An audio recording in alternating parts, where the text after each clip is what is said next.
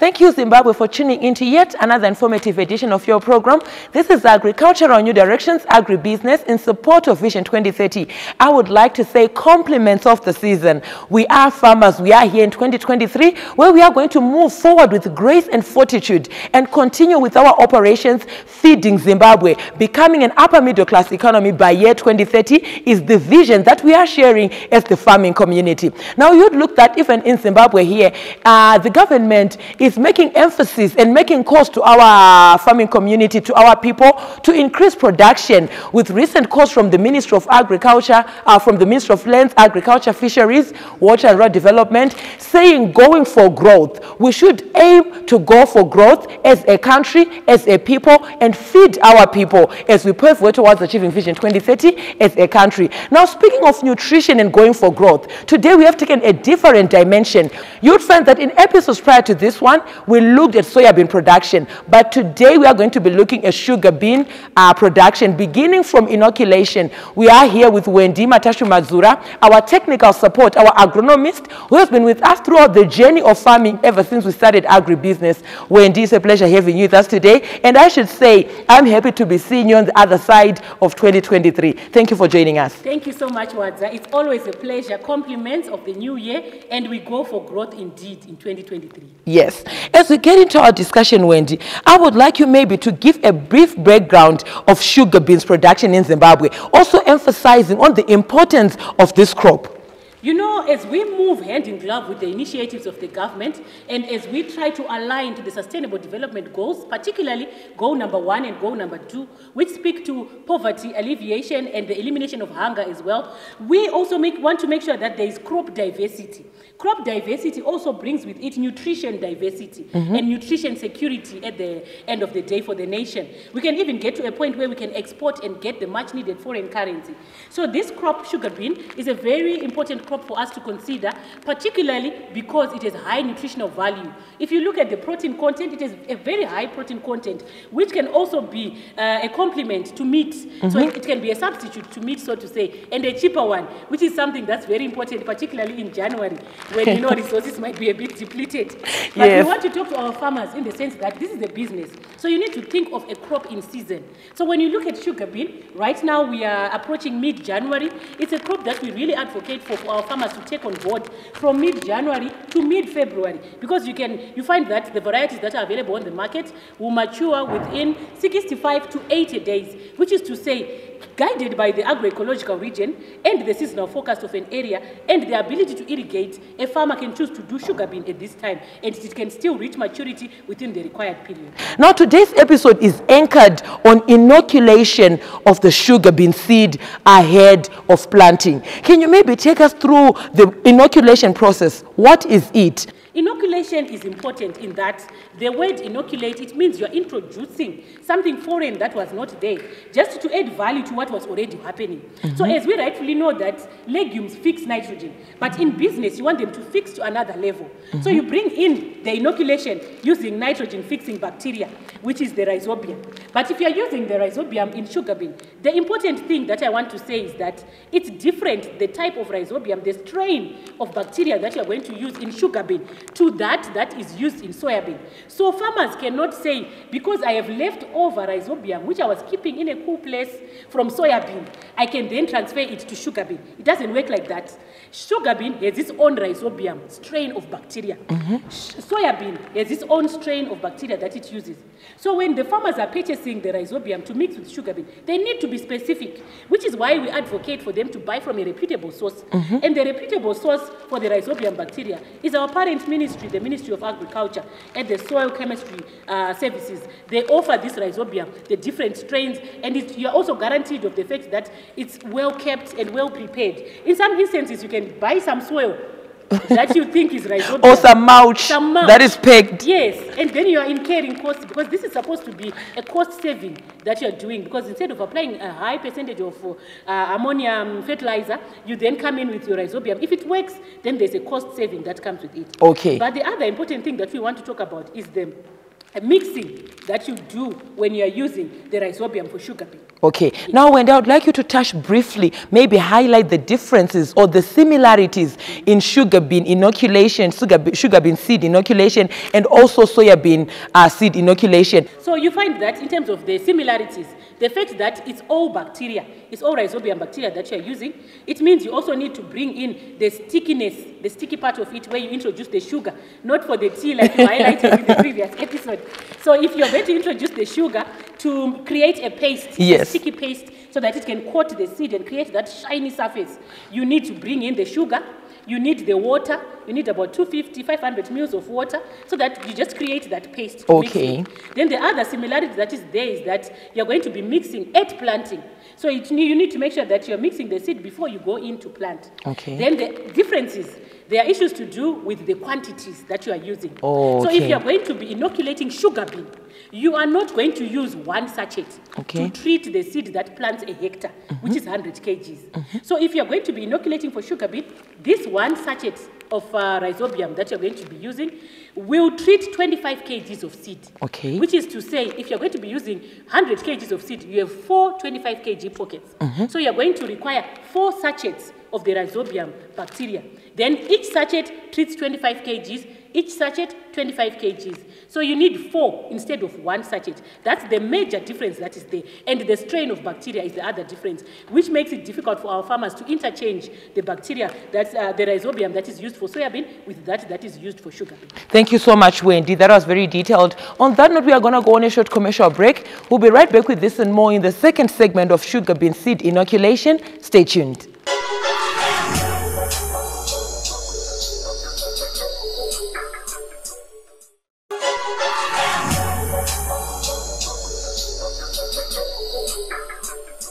Thank you, Zimbabwe, for staying tuned to Agriculture on New Directions, Agribusiness in support of Vision 2030. We are here in the second segment of your program where we are looking at sugar bean seed inoculation ahead of planting the very same day, which is today. Now, viewers, we encourage you to be a part of these conversations. Feel free to get in touch with me, the producer, Wadzanai Manyore. It's on 0772807506. Alternatively, you can like our Facebook page, Agribusiness with Wadzanai. Leave your comments and suggestions on our YouTube channel. They are very important to us. It's Agribusiness with Wadzanai. We are also now available on Twitter, where most of these discussions take place. It's at Agribusiness 110. Now, earlier on, before into the break, Wendy here was enlightening us on the importance of inoculation and how it's done generally. Now we are here in the second segment. Wendy, thank you for joining us. Thank you so much, Wadza, for this timely episode. As we get into our discussion, Wendy, here in the second episode, in the second segment, you would find that we are accompanied by 2 gentlemen, these guests who have just joined us. Can you maybe introduce them before we go on to talk about the seed dressing that I'm seeing? Thank you so much. So what we are seeing here is that the farmer himself is on the farm. Like we always say that there is no better fertilizer than the farmer's footprint at the farm. Yes. So we are seeing a young farmer here, Mr. Elton Chirodza. He's here at the farm to make sure that the operations, the planting process is done correctly. Yes. So he's the farmer here at Jewel Agri in Marondera, Mashonaland East Province.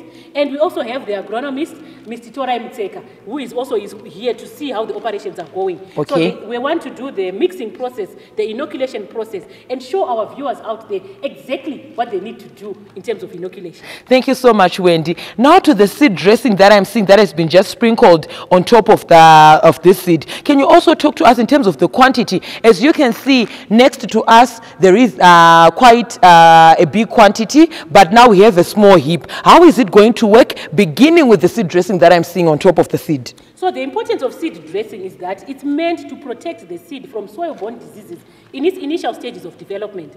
Legumes are sensitive in terms of germination to conditions that surround them, particularly if they are waterlogging conditions. You find that sugar bean might suffer from rhizoctonia, a disease whereby the roots might start to rot, or thinning of the root, which can also be associated with some bacterial diseases that might also be in the soil. So it's important for our farmers to also treat their seed at planting with a seed dressing, the appropriate seed dressing. There are a wide range of options of seed dressings that can be used, but for this particular case, we are going to be using Tyram, which is also going to be mixed with the seed. And the small heap that you are alluding to, this is 50 kgs of seed. Okay. Whereby this sachet, which we highlighted earlier on, of rhizobium, treats 25 kgs. So here, we've just put 50 kgs, which is to say we are going to use two sachets okay. to mix in with this particular seed, and that will plant half a hectare. For a hectare, you need 100 kgs, so you need 4 sachets. Oh, because okay. one sachet is for 25 kgs. So we are going to see the mixing process. The other things that are going to be used after the seed dressing is done, after the mixing, we are going to see the farmer now mixing the seed dressing with the seed before we come in with the inoculant. So he's going to mix it for us. Okay. So as he mixes it, the other things that we are going to be using, we need the sugar, like you rightfully know. We need the water. Then we also need to mix with the rhizobium. Okay. Then we have a bucket there that we are going to be using. So the agronomist is going to take the bucket and pour in the water. The agronomist is taking, while the agronomist is taking the water in the bucket, we also need a teaspoon for the sugar so that we want precision in terms of our application. Okay. So the bucket is going to, in the bucket, we're going to pour 250 mils of water. It can range to about 500 mils of water. What's important is that we are not going to soak the seeds. Okay. We are not soaking like we do when we soak before planting the night before. Yes. We want just enough water to create a paste when we mix with the rhizobium. Okay. So please go ahead and pour in the water, just about 500 mils of water. We're going to pour in about half that bottle of water. Okay, now Wendy, as he pours in the water, can we maybe talk about in our farming community, there are farmers still that are not, those who do sugar beans, that are not well acquainted with this knowledge of using the seed dressing. Can you talk to them in terms of encouraging them on the importance of dressing your seed before inoculating it and planting it? The use of seed dressing in farming is important, Wadza. Why? Because it's more of a proactive way in which our farmer can safeguard before a problem occurs. So if you're coming in with seed dressing, you are protecting your seed from potential fungal diseases that are known. Okay. For example, in sugar bean production, it's sensitive at germination to high levels of moisture. So there might be some fungal diseases that might cause some rots at planting of the roots. So you want that crop to establish well for the first 4 to 6 weeks without a lot of challenges. So seed dressings tend to guard against that. Okay. So we recommend that our farmers, when they are using them, they buy from reputable sources, they engage agrochemical specialists on the types of seed dressings that are available for the particular problem that they want to guard against. Okay. For example, here we want to guard against rhizoctonia stem rot and root rot. So we want to use Tyram. So Tyram, you're going to be applying 85 grams for 50 kgs of seed, which we said we also are using here. So this is what we recommend. Our farmers really need to embrace the technology of seed dressing, because in the long run, you find that if the problem has started, in some cases you can come in late with control or remedial measures, but the yield will have been affected by that time. Okay. So if you come in early with the seed dressing, then you also protect your crop. Thank you so much, Wendy. Now, as we were talking of Tyram, there were processes that were already taking place here. As they continue to mix, can you just maybe highlight on what they were doing, what's in the bucket now, and how they are doing it? Thank you so much. So as we were discussing, we saw that they applied sugar in that solution of water, whereby they applied about 500 mils of water. Why? Because we need about 250 mils of water for 25 kgs. So as we have 50 kgs there, we have applied 500 mils of water. Then we came in with the sugar, where we need about 3 teaspoons for the 25 kgs. So we applied our 6 teaspoons for the 50 kgs of water. Okay. And we also saw that the rhizobium, like if you remember in our last episode, the rhizobium was written soya bean. So this one is for sugar bean or beans. Okay. So this particular sachet, treating 25 kgs, they applied 2 sachets in that seed so that we could also see the value. Now they are all mixing the seed, and we are seeing that the mixing process is underway. We need to mix gently, as you can see, and make sure that there is a coating, a covering of the seed with the inoculant and the water. And while we are mixing, we need to make sure that the solution is agitated continuously so that the rhizobium doesn't settle at the bottom. Okay. And once we have created a paste that just coats or covers the seed, then it creates a shiny surface that will also show that there is a change in terms of the application that we have made. And like I highlighted earlier on, it's not soaking the seed. Yes. You don't want the seed to sit in the water. Okay. You just want to create a paste and a coat. And as you are seeing here, the process started earlier on. Yes. So this seed here is already shiny. It's showing that there is inoculation that has happened, and seed dressing was also a part of the inoculation process. So the guys have already mixed the seed there with the inoculant and the rhizobium, and we are now ready for planting. Now, and as we close this segment, from this process, where to now? From this process, it's important for our farmers to know that if you have treated the seed, it's recommended that you plant all the seed that you have treated within that day of treating it. Okay. Because this inoculation process is sensitive. The bacteria is a living organism. So you don't want to expose it to harsh conditions that include very high temperatures or fertilizer, or if you're going to keep it until the following day, it might not still be as active as it would have been if you were going to plant it immediately. On that note, viewers, we're going to go on a short commercial break. We'll be right back with this and more in the third and final segment, Takumunda. Stay tuned.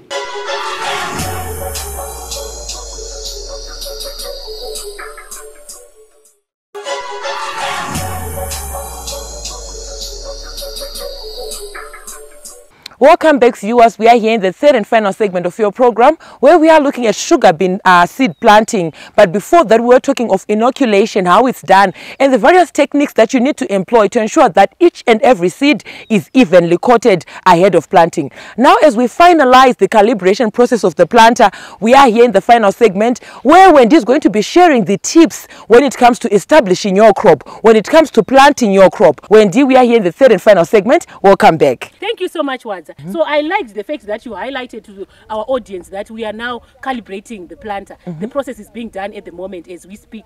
So calibration is also an important process because it also speaks to the plant population that we are going to get, the seed rate, the amount of fertilizer that we are going to apply. But coming back to the planting tips for sugar bean, you find that in sugar bean production, as we highlighted when we were inoculating, farmers will need between 80 to 100 kgs per hectare, which is to say the seed size then determines the amount of seed that the farmer is going to use. But on average, 80 to 100 kgs should be enough. Okay. Then when you are planting, it's also important for us to establish the spacing, the inter-row spacing, which is from one line to the next, and the in-row spacing, which is from one plant to the next, because that also speaks to the plant population.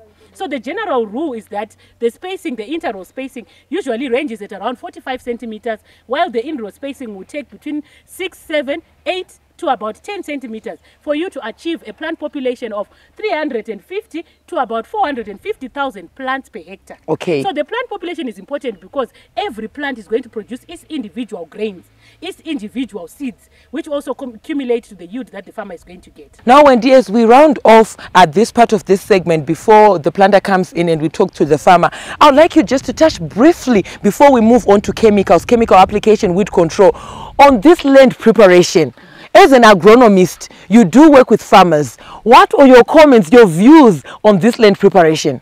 Land preparation is a critical stage of effective planting. Why? Because if you have achieved a fine tilt like what we are seeing here, look at the fineness of the sand, the grains of sand that you are seeing. Yes. It means you will achieve a good seed to soil contact, which means when the seed is now germinating, it will also imbibe the amount of moisture that it requires, and the germination and emergent process will occur without hindrance. Yes. You will also find that this soil that we are seeing here tends to have a lot of silt content. So it tends to form a crust on top of the soil. So if there is good land preparation, it means the incidence of crusting is also reduced. Thank you so much, Wendy. That was very detailed. And I like that you are emphasizing on issues surrounding profitability and viability. It was a pleasure having you with us today. Thank you so much, Wadza, for having me. Always a pleasure. Welcome back, viewers. We are in the last part of the final segment where we are going to be talking to our youthful farmer here, Elton Chirodza. He is here at Dual Agriculture Farm in Marondera, Mashonaland East, where he is a hands-on farmer undertaking agricultural enterprises. Elton, thank you for joining us today. Yeah, welcome. As we get into our discussion, Elton, I would like you to talk to us in terms of your inspiration. What motivated you to get into agriculture, and more of the enterprises, the cropping enterprises or other diversifications you have here at Dual Agriculture Farm? To start with, what motivated me to get into farming is, firstly, it's a very, very lucrative business. It pays off. That's number one for me. Number two, it was also an open space. Like if you realize in Africa, one of our biggest problems is hunger. So in turn, if it's one of the biggest problems, it means it's one of the problems that needs solutions. So for me, I thought it was it might be the hardest thing to do, but it's easy in terms of the space is open for new people. Even up until now, in Africa, if we all get into farming, whether it's a commercial or on a corner piece of land, it will help because one of our problems is hunger. So in Yes. terms of fighting for hunger, it's also motivated me. Okay, now to the second part of the questions. Your enterprise is here. What else do you do on your farm? Okay. Here at Joe Agriculture, this farm, we've been setting it up for the past 2 years. So we are actually in the phase of building. What we want to get into is to grain crops, mainly maize and wheat. In our winter crops, we do wheat, and then in our summer, we're doing maize. And also in between, like here in summer right now, we are working on this piece of land. We want to plant sugar beans. Okay. For maximum utilization of our land. In terms of animal husbandry, we are getting into pen fattening, and we also want to do layer production in layers. Okay. For eggs, table eggs. Okay, thank you so much, Elton. I should say that I was thoroughly impressed when I came here, seeing you with your gumboots in dirt, being hands-on, interacting with your employees. That was very commendable, I should say. Now, as we round off this segment, Elton, you would find that in our community, in our society, in Zimbabwe, in our economy, we have youthful people crying for unemployment. We also even have people maybe trying to leave the country because they are saying there is nothing for us here in Zimbabwe. But here you are at your age, young as you are, single, you are doing amazing things. You are working with your family to ensure that you remain viable in this business. Can you talk to our farmers, your words of encouragement, your word of advice to the farming community, to the youth who might be watching? What does it take to be a successful farmer like yourself? Okay, I think for everything to pay off, you need to put in the work. So in terms of farming, it's like I said before, it's very lucrative, but at the same time, you also need to, it's capital intensive, you need to put in the work as well. It takes a lot of time. Sometimes most farmers, they say farming should be a lifestyle, not a hobby or hobby that you do. So if it's your lifestyle, it means everything that you do into your everyday life, you involve farming into it. Plus, like what I would also want to say is sometimes the things that pay off more, they take time. And you know, for most of us Zimbabweans, like young farmers like me, we are first generation of farmers. And sometimes when you look at successful farmers, you think that's where they have started from. But sometimes it takes generations to do such things. So as an individual, sometimes you just have to know that in your particular time, in your particular generation, what is it that you have to do? Maybe for what I want to really achieve into farming, I might not be able to do everything in terms of finance, in terms of time and everything. But in my lifetime and my workspace, I want to fulfill the part that I can do for the future generations. So when we're doing our planning in our agriculture, especially in our farming, if we're doing it as a business or as a family business or whatever, let's look at it generationally. Okay. Because sometimes we want to move fast, but sometimes it won't happen like that. Even if you have the money, you need to calculate what you want to do in a certain number of years. Like maybe I can't be here for the next 100 years. Yes. So maybe I can calculate maybe in the next 50 years, this is what I want to achieve. And I want to leave it at this stage. But when we move to the next generation, this is what they'll be working on. Thank you so much, Elton. That was very detailed. In your words, you are saying that precisely creation of generational wealth to ensure that even the kids that you are going to be having are going to have something or are going to have employment that would have been created by you and your efforts. Yes. It was a pleasure having you with us today. Pleasure meeting you as well. From me, your host was Danai Manyore. I'm also on Instagram. It's at W Manyore. And the crew behind the scenes. Have yourselves a fabulous evening. Thank you for watching.